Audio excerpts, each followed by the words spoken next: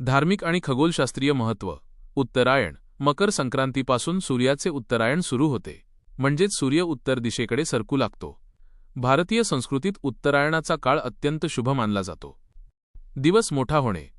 या दिवसापासून दिवस मोठा आणि रात्र लहान होऊ लागते. थंडीचा कडाका कमी होऊन वातावरणात ऊब येऊ लागते. 2. तिळगुळाचे महत्त्व. संक्रांती म्हटलं की आपल्याला सर्वात आधी आठवतो तो तिळगुळ. आरोग्यदायी. कारण हिवाळ्यात शरीराला उष्णतेची गरज असते. तीळ आणि गुळ दोन्ही उष्ण प्रकृतीचे असल्याने ते आरोग्यासाठी फायदेशीर असतात. सामाजिक संदेश. तिळगुळ घ्या, गोड गोड बोला, असे म्हणून आपण एकमेकांमधील मतभेद विसरून स्नेह वाढवण्याचा प्रयत्न करतो. 3. महाराष्ट्रातील परंपरा. महाराष्ट्रात हा सण 3 दिवस साजरा केला जातो.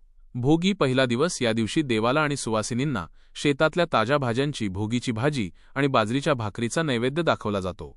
संक्रांत मुख्य दिवस. या दिवशी लोक नवीन कपडे घालतात, एकमेकांना तिळगुळ देतात आणि सुवासिनी वाण लुटतात. किंक्रांत तिसरा दिवस.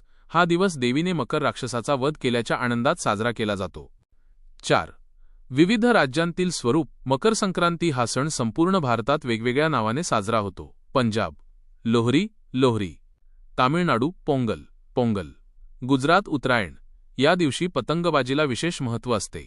आसाम भोगली बिहू, मग बिहू. विशेष टीप. संक्रांतीच्या काळात पतंग उडवण्याची परंपरा देखील खूप लोकप्रिय आहे, जी प्रामुख्याने गुजरात आणि महाराष्ट्राच्या काही भागात मोठ्या प्रमाणावर दिसते.